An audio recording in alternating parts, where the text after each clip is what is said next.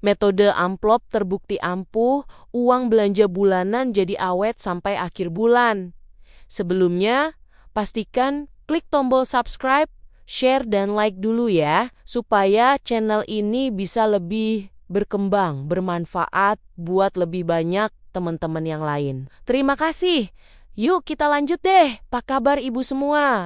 Pernah tidak sih baru pertengahan bulan tapi dompet sudah terasa ringan?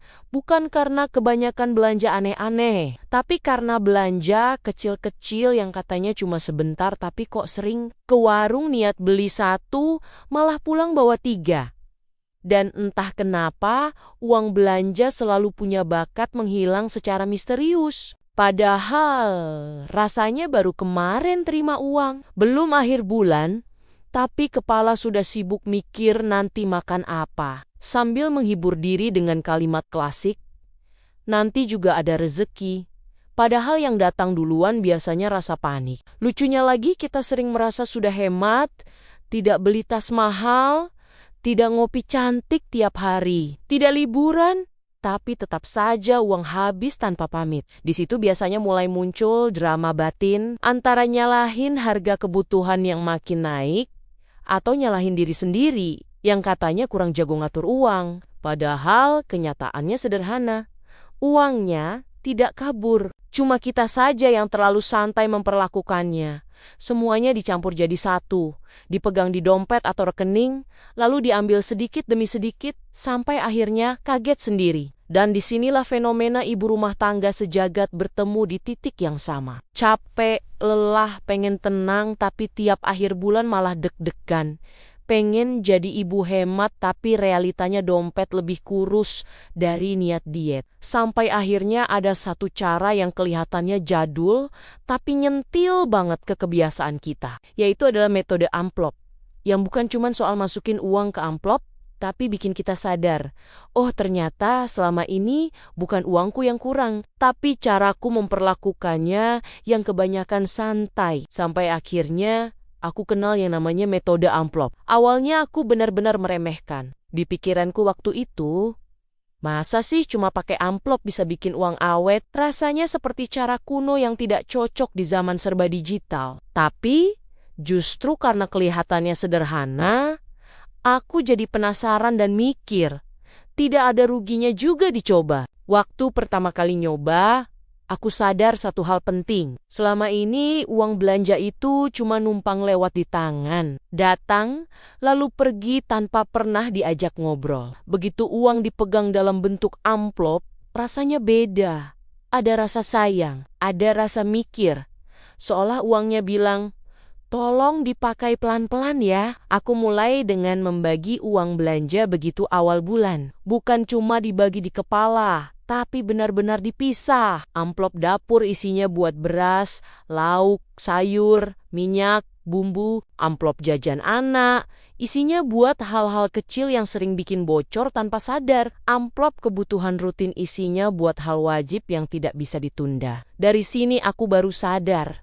Selama ini uang habis karena semua dicampur. Contohnya begini, kalau uang belanja masih satu, pas ke warung rasanya serba boleh. Ambil ini sedikit, tambah itu sedikit. Tapi saat uang dapur tinggal segini di amplop, tangan otomatis mikir dua kali. Mau beli camilan lucu, tapi ingat ini uang lauk sampai akhir minggu. Akhirnya camilan ditunda, lauk tetap aman. Secara psikologis, metode ini bikin kita lebih sadar. Uang yang kelihatan bentuk fisiknya jauh lebih terasa nilainya dibanding angka di layar. Kalau saldo di rekening turun, rasanya biasa saja. Tapi kalau isi amplop menipis, rasanya langsung nyes di hati. Dari situ kita belajar mengendalikan diri tanpa dipaksa. Aku juga jadi belajar jujur sama diri sendiri. Kadang kita suka bilang ini kebutuhan, padahal sebenarnya keinginan. Contoh paling nyata itu jajan di luar. Alasannya capek, masak. Tapi setelah pakai metode amplop, aku mikir, capek iya, tapi kalau tiap capek jajan, amplop bisa nangis. Akhirnya aku cari solusi lain. Masak simple tapi tetap makan di rumah. Yang bikin aku senyum sendiri, metode ini bikin aku lebih kreatif. Saat amplop dapur tinggal tipis, Bukan panik, tapi mikir, masak apa ya dari sisa yang ada? Ternyata dari bahan sederhana bisa jadi menu yang enak. Dan anehnya, keluarga tetap makan dengan lahap. Tidak ada yang protes. Aku juga ngerasa jauh lebih tenang karena dari awal sudah tahu batas. Tidak ada drama kaget di tengah bulan. Tidak ada perasaan bersalah setiap belanja. Semua sudah punya porsi. Jadi saat ambil uang, rasanya sudah izin sama diri sendiri. Hal kecil tapi terasa besar itu saat akhir bulan. Biasanya akhir bulan identik dengan mie instan dan wajah pasrah. Tapi setelah pakai metode amplop, akhir bulan terasa biasa saja. Masih bisa masak, masih ada lauk, bahkan kadang masih ada sisa. Yang bikin kaget, nominal uangnya tidak berubah, tidak ada tambahan pemasukan. Tidak ada keajaiban, yang berubah cuma caranya. Dari situ aku sadar, selama ini uangnya cukup, cuma kita sering bocor di hal-hal kecil yang tidak terasa. Metode amplop ini juga ngajarin sabar. Tidak semua keinginan harus dipenuhi hari ini. Kalau amplopnya belum waktunya, ya ditunda. Dan lucunya, banyak keinginan yang akhirnya lupa sendiri. Tidak jadi dibeli, tapi hidup tetap baik-baik saja. Buat ibu rumah tangga, ini bukan cuma soal uang, ini persoalan mental, tapi juga persoalan rasa aman. Soal kepala yang tidak mumet tiap malam mikirin besok. Saat keuangan rapi, emosi juga lebih stabil. Tidak gampang marah, tidak gampang panik. Aku pernah di fase tiap malam mikir, besok belanja pakai apa? Sekarang pikiran itu berkurang jauh. Karena semuanya sudah disiapkan dari awal. Tinggal dijalani. Rasanya seperti hidup lebih terkontrol. Metode ini juga bikin komunikasi sama pasangan lebih enak. Karena alurnya jelas. Tidak ada tuduhan boros. Tidak ada drama salah paham. Semua bisa dijelaskan dengan tenang. Ini uangnya kemana? Ini sisanya berapa? Yang paling aku suka, metode amplop bikin kita merasa berdaya. Kita tidak lagi merasa jadi korban keadaan. Kita jadi merasa punya kendali. Walaupun penghasilan pas-pasan, tapi tetap bisa diatur. Banyak orang mikir solusi keuangan itu harus rumit, harus pakai aplikasi, harus pinter hitung. Padahal buat ibu rumah tangga yang penting itu praktis.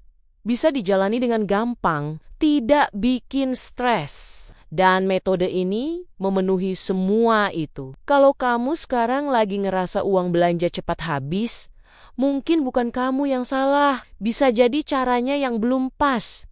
Coba ubah sedikit, mulai dari yang sederhana. Karena kadang perubahan besar tidak datang dari langkah besar, tapi dari kebiasaan kecil yang dilakukan konsisten. Dan buat aku, metode amplop ini bukan cuma nyelamatin uang belanja, tapi juga nyelamatin ketenangan di rumah. Pada akhirnya, kita capek bukan karena uangnya sedikit, tapi karena pikiran kita terus diajak lari sebelum akhir bulan tiba.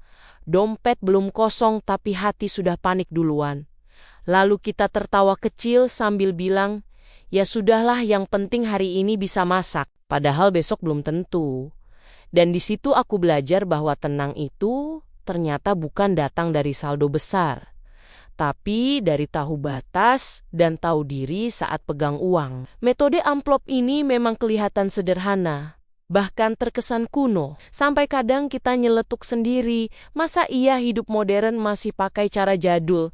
Tapi justru disitulah tamparannya. Karena seringkali yang bikin kita boros bukan kebutuhan, tapi ego yang pengen serba cepat dan serba ingin. Sementara amplop itu diam-diam ngajarin kita buat ngerem sambil senyum, bukan ngerem sambil stres. Jadi kalau hari ini kamu masih ngerasa uang belanja selalu kabur entah kemana, jangan langsung nyalahin keadaan atau penghasilan. Bisa jadi yang perlu diubah cuma caranya, pelan-pelan saja.